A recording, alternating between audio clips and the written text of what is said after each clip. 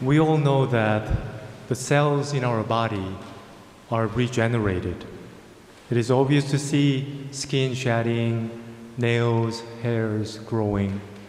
But even the cells in our bones and muscles, tissues are replaced every day, bit by bit, constantly. So according to the scientist, it takes about 7 years for our whole body to be regenerated with new cells, which means your body is set anew every 3 years. Oh, did I say 3? 7 years. I'm not a scientist, maybe. So when I learned about this fascinating fact, I came to ask a question. Okay, the old cells are replaced by new ones, but how come I still have scars older than 7 years? What about my scar on my knee when I got injured while playing soccer when I was 11? So maybe the regenerating system of our body has limits. If a damage goes beyond a certain point, even regenerating power of our body cannot set it back to the original form. In this sense, a scar on our body is a reminder that our body can restore damage only to a certain extent. And there's something strange about the body of the risen Lord. In today's gospel, Jesus appeared to his disciples after he resurrected. The door was locked because the disciples were afraid of the Jews. When a rumor of Jesus' resurrection spread like a wildfire, the leaders of the Jews probably wanted to make it as a fabricated story and pin the disciples on it. But Jesus came in and said, "Peace be with you." After he said this, he showed them his hands and his side. And Thomas was not there at Jesus' first appearance.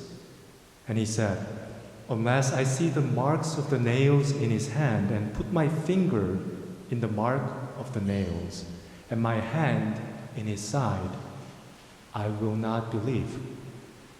And surely, a week later, when Thomas was with other disciples, Jesus came through the closed door again like a magic and blessed them with peace.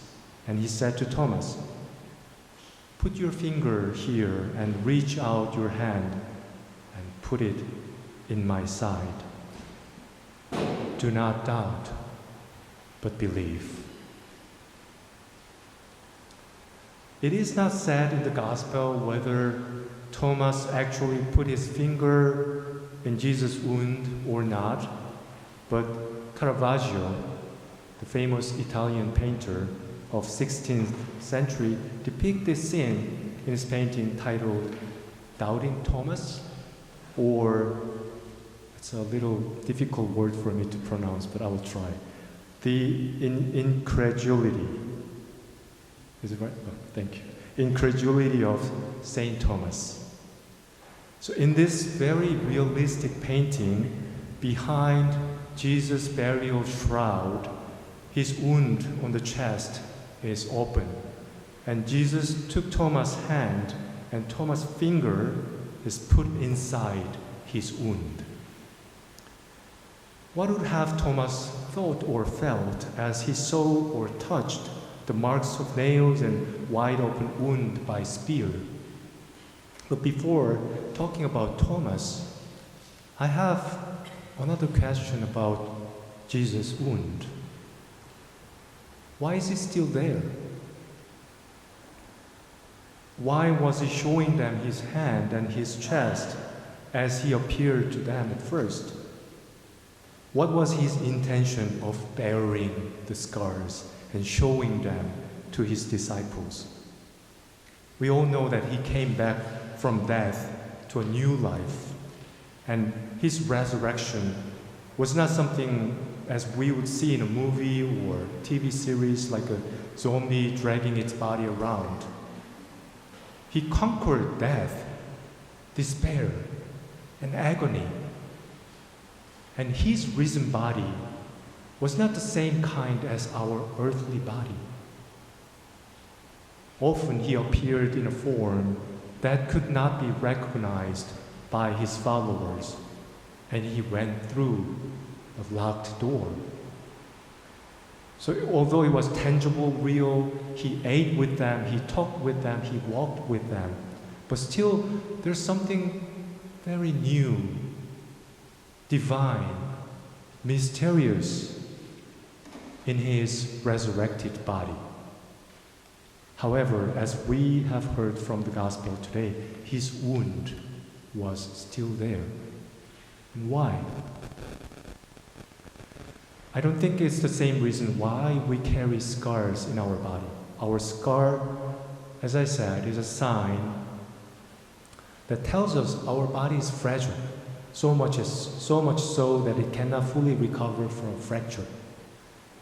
But that cannot be applied to Jesus.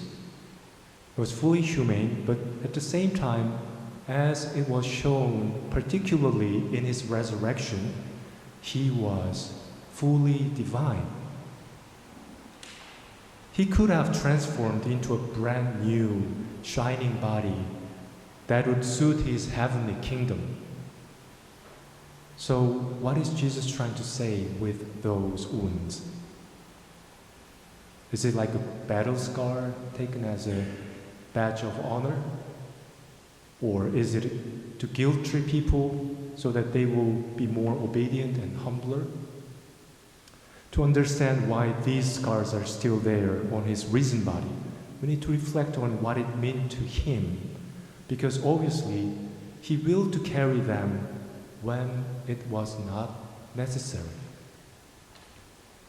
We all understand that Jesus was wounded by our sins.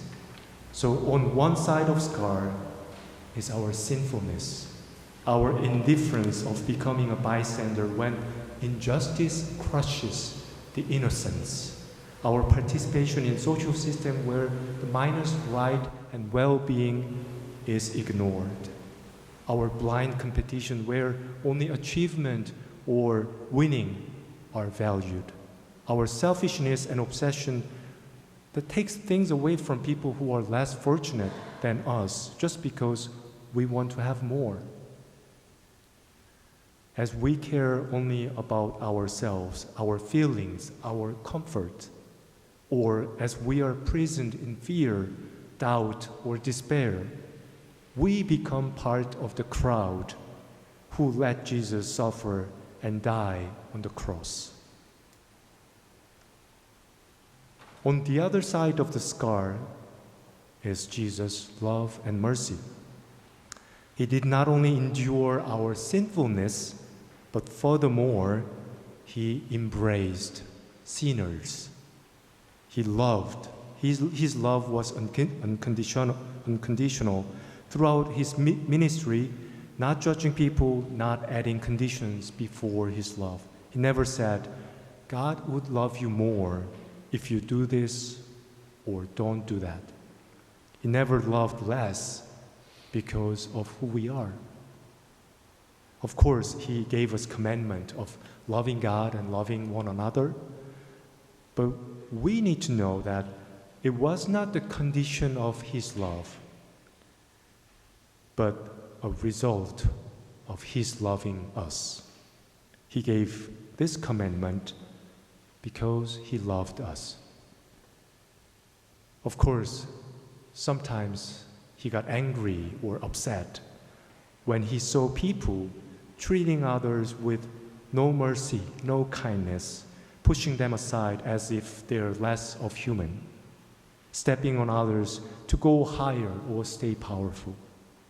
But I'm sure his love was still there, even for them or even for us. And his anger did not close the door towards them. It was his way of calling them back because he loved them as well. So the scars are not just scratches caused by our sins, but if I may put it in a different way, it was a sign of his love for sinners, human persons, who were in the state of not knowing or not living what is good, what is true, what is beautiful.